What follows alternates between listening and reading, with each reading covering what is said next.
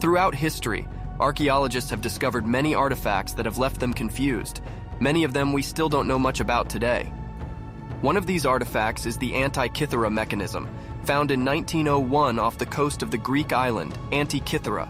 It features the world's first scientific dials and is dated to 100 BC.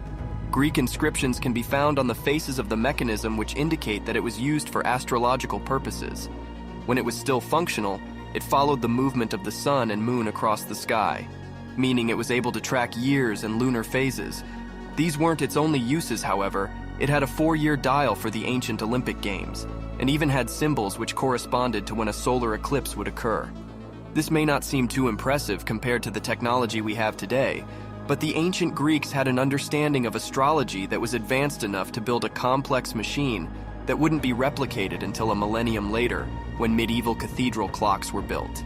A more mysterious artifact is the Kensington runestone, an engraved stone slab found in 1898 in a small rural town known as Solum, located 7 miles from its namesake, Kensington.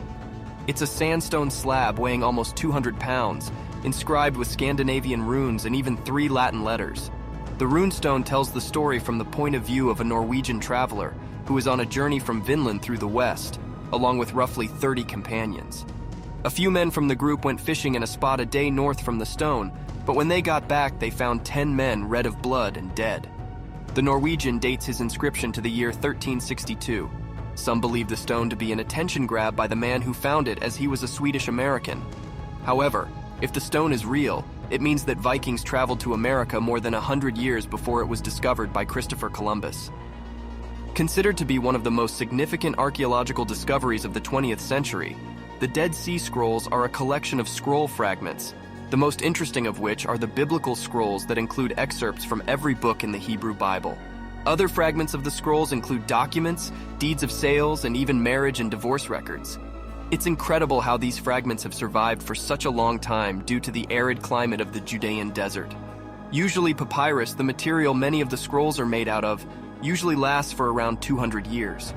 To put that into context, the Dead Sea Scrolls are around 2,000 years old.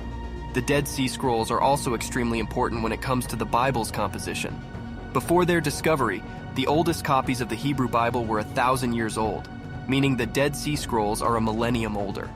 There are differences between the iterations of the Hebrew Bible. The scrolls include passages that aren't found in younger versions of the religious text. This puts into question much of what we currently know about the Jewish and Christian religions, and their discovery seems to give us more questions than answers. An artifact that is still an enigma today is the Emerald Tablet, an ancient and legendary text that is said to hold secrets of the universe and believed to be written by Hermes Trismegistus, a mythical figure in alchemy. The tablet was translated, but even still seems hard to decipher. Hermes Trismegistus announces himself as the author in the text and says things such as, "True it is without falsehood, that which is above is like to that which is below." He also claims that he holds 3 parts of wisdom of the whole earth. At first glance, his words seem like nonsense, but throughout time they have been influential for alchemists and philosophers. Myths and legends surround the tablet. Some say that Hermes split his knowledge into 42 plates of emerald that hide the scientific principles of the universe and hid them so that humans could never find them. Another artifact that challenges what we know about our history is the Piri Reis map. A compilation of much older source maps, the Piri Reis map was compiled by Ottoman admiral and cartographer Piri Reis in 1513. The map depicts the various continents around the world, including Antarctica, which caused a lot of confusion as we didn't discover Antarctica until 1820. Considering that this map was put together using older source maps, it means that Antarctica was actually discovered long before we thought it was. Not only that, but it depicts Antarctica as mostly ice-free and accurately aligns with its actual geography, which sparked lots of debates and theories about advanced civilizations possessing geographical knowledge about the continents of the Earth long before we did. The origins and sources of information for the Antarctica depiction remain subjects of investigation. Nevertheless, the Piri Reis map stands as a testament to early cartographers' skill and knowledge, offering insights into historical navigation and exploration. Thank you for joining us on this mysterious adventure of ancient artifacts. Don't forget to like, share, and subscribe to Ancient Theories for more captivating explorations of the ancient world. Until next time, keep exploring, keep questioning, and keep the spirit of discovery alive.